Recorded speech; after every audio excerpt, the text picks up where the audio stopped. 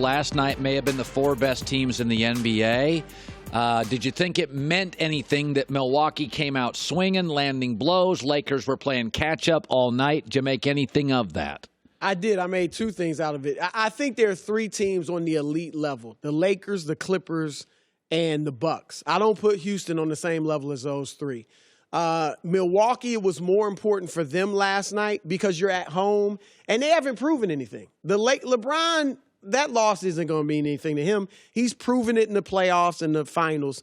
Giannis and the Bucks haven't, so it was important for them to have a statement win. What I also learned, Colin, though, is that the Lakers I love their attitude toward this season. Like, they are serious about this regular season and winning this championship. And I say that because they had so many times last night they could have just folded. They could have folded at half. Yes. I mean, they're down huge early. Then, how many times did they rally in the third quarter and early in the fourth?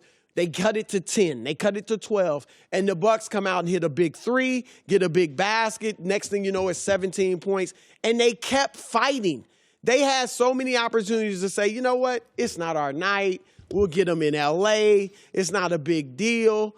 And they didn't. And that shows me. I mean, Anthony Davis, on a bad ankle and at one point holding his side, plays the entire second half. Now, some people might look at that and say, what are they doing? Why are they taking it so serious? I look at it and say, oh, they're ready to win this championship, and they're going hard. It reminds me of, not that they're going for 73 wins, but it reminds me of Jordan's year when they went for 72 wins as the Bulls and then went on to win the championship. I see that type of attitude and serious and focus in these Lakers. Yeah, I still feel they're 1 3-point shooter shy. Iggy, by the way, was in L.A. yesterday. A buddy sent me a picture from the gym. Andre Iguodala was in Los Angeles. I heard. Yeah, he was shooting back right next to where I work out in the club next door. A buddy sent me pictures of Iggy. Steph, by the way, has been there a couple times. So there's a lot of talk in the NBA. Andre Iguodala, which I think the Lakers need about one more guy that could hit a 3, because they got KCP can hit one, Danny can hit one, LeBron can hit one, Kuzma occasionally can hit one.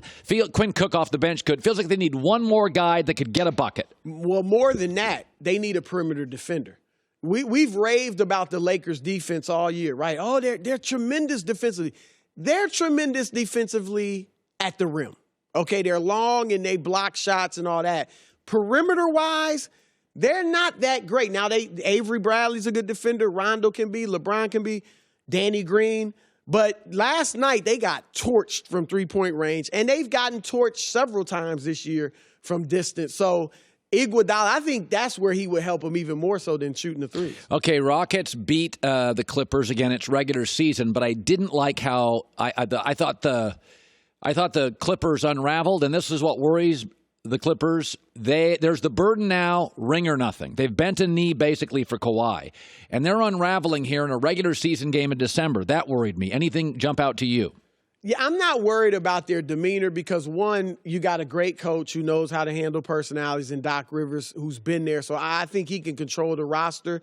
And your best player, Kawhi, and really Paul George as well, they're cool customers. You know, Kawhi especially. Nothing's going to get him off his game, get him out of his pace. So I think they'll be fine in that regard. A couple things that bother me about them. One, I wonder at times, because they're only 7-7 on the road. I know Kawhi's missed some of those games. They're now 0-2 against they were 0-2 against Milwaukee. They're 1-2 against Houston. I know George missed one of those games. But I wonder if they're taking the regular season too much for granted. Like, too much laissez-faire. Like, it's just, like last night, obviously, Kawhi missing every 4th game or so. That can hurt your chemistry. There's no question. Right? Because guys aren't used to playing with him, especially when you have another star like George, who when Kawhi's not there, he's got one role. When he is there, he's got another. And the second thing, Colin, is they're the opposite of the Lakers in many ways. In one, in their approach to the regular season, but also in their defense. The Lakers are great defensively at the rim, but not so much on the perimeter. The Clippers are great on the perimeter, but not so much at the rim. So, guys, you saw last night, if you can get past their perimeter defense, you got an easy lane to lay up at the rim. And I think that's the concern. You notice something else, and this tells you how they're viewing the regular season. Kawhi didn't guard James Harden at all. I don't know if he ever was on Harden last night. They're not going to give you any. No. They're not going to give you any of their game plan. You know that Kawhi would be on James Harden in the second half of a big game. They just put him on him and take him out. They're hiding him right now. Now, maybe that'll work just like the load management and you win the championship and then we'll all praise you. But if it doesn't work, I wonder, at some points, you got to get used to what you're going to do in the postseason in the regular season. Now, we know this in the NBA. There are just certain teams that are fun in the regular season, but you can just see it doesn't translate. I was talking to an NBA scout 2 nights ago about Utah, and I like Utah. He goes, they're not athletic enough outside of Donovan Mitchell. He goes, that's going to be really hard to stop LeBron and Anthony Davis and Kawhi and Paul George 4 times in 2 weeks. Utah's good, but they're not quite athletic enough. And he goes, that athleticism will win you a game or two. You can shut somebody down.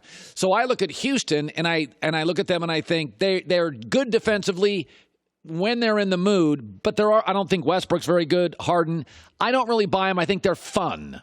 Even last night. They're fun. They're a good watch. That's exactly what they are. They're eye candy. You know, they're the foxy model that you like to date and hang with, but you're not really marrying her. Yeah, you cannot trust her. Right. And that's what, hopefully that wasn't sexist, but this is what the Rockets are. They're sexy. They're fun to watch. They're must-see TV and all of that.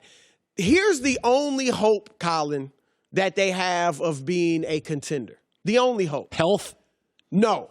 Last night, they need to learn from last night and see we don't have to be all Harden all the time. God, they can get but sometimes I don't blame the team or the coach. That's James's style. It didn't used to be. Remember, this is a guy that was, I get it, you grow and you become better, but he was coming off the bench in Oklahoma City, and when he came off the bench, he was a distributor. Westbrook would be off the ball, and Harden would handle it and run the offense and distribute. This is what I'm saying. He's averaging 38 points a game. Westbrook's 23. I think they'd be better off if that was more like 33 for Harden and 26 for Westbrook. Or even they both come down and Eric Gordon averages 18 or 17 when he gets back. Because, Colin, there's never been a team in NBA history that had during the regular season that won a championship that had a scorer averaging more than 32.5 points a game. That was Michael Jordan. Ever. He averaged 32.6 points a game when they won the championship, and that's the highest scoring average ever for a guy that won a title. When Wilt was averaging 50 and 44 and 38, they never won. When Jordan averaged 37, 35, 33, they never won. If they couldn't do it, I don't think Harden can do it, and you've got help. Westbrook, he's not going to do what he did last night every night. He can take over quarters. Right. And then you got Capella who can score. Eric Gordon and P.J. Tucker can hit shots. So Austin can do some scoring for you, Austin Rivers. So they need to. Don Nelson once, early when he was coaching the Milwaukee Bucks. He's over in Hawaii smoking dope now. Nelly? Yeah, no, last time I talked to him, I didn't talk to him, I saw him. He's just smoking dope in Hawaii. Not surprised. But he really is. Nelly, when he coached the Milwaukee Bucks, he once had a player average 26 points a game. He told that guy, I need you to bring that down to about 20. He brought it down to 21. They went from 38 wins, no playoffs, to 49 in the playoffs. Next year, he brings it down to 20. They win 60 games and go fairly far in the playoffs. So my point is sometimes less is more. Yeah. But look, James Harden now is dealing with the shoe brand. He's going to be historic. He has to make the decision. Do I want to average 38 and be historic and go out in the second round, or average 32 and maybe we win it? Well, and the other thing is, it's easy to say, well, once he gets to the playoffs, he won't worry about it. But if you play a certain way and teammates get used to this 39 a game, they start sort of looking to you. They don't work as hard to get the ball. You don't work as hard off screens. So you have to create. I mean, Lamar Jackson running is great. But in the end, it's Lamar Jackson's passing which doesn't allow you to cheat on the running. So they want to show you all that passing as they go into the playoffs. And so Lamar could get more yards running if Baltimore said, we're going to make him historic. But Baltimore's coaches are like, we want to keep elevating the pass game, fewer rushing yards. We don't care about that stuff because eventually It includes everybody. Yep. It forces teams to defend you differently. Chris Broussard joining us. By the way, Giannis, I'm reading all these passing the torch things. I just want to acknowledge LeBron's been to 8 or 9 finals, won 3. Giannis, no finals, no titles. We're not passing the torch, right? No, you don't get the torch until the postseason. And especially when our last glimpse of you in the postseason, you were struggling mightily, averaging 22 points a game from 27 in the regular season. Let's go back to last year against Toronto. They were beat 4 straight games. Yep. Tell America what happened. Well, they closed off the lane and said, Giannis, shoot the jumper. And he shot 44% from the floor compared to 58 in the regular season. Now, I will say this. Last night was a glimpse into the future.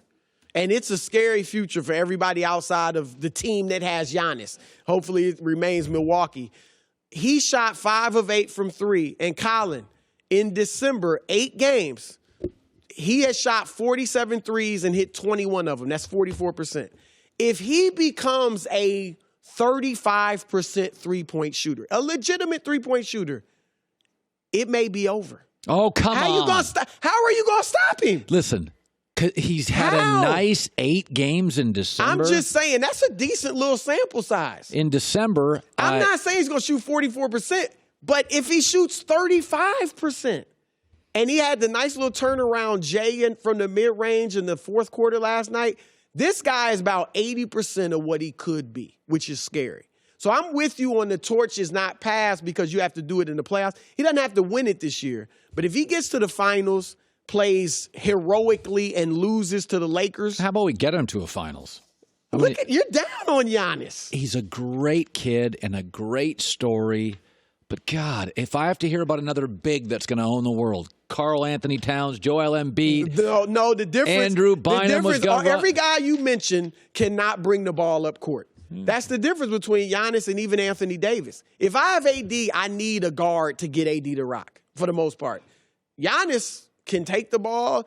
That's why Luka, Giannis, they win games because they don't need to wait for you to give me the ball. 58% from the floor last year in the regular season. 44% against. It won't be the case this year. Oh, maybe he'll go down to 46%. He's going to trust me. Right. He's coming. The torch will be passed. It just wasn't last night. All right. Chris Broussard, good seeing you, buddy. Hi, everybody. Thanks for watching. Subscribe here to get the latest from the show. Also, be sure to check out more of the best clips from The Herd or go watch a few segments from other shows on FS1.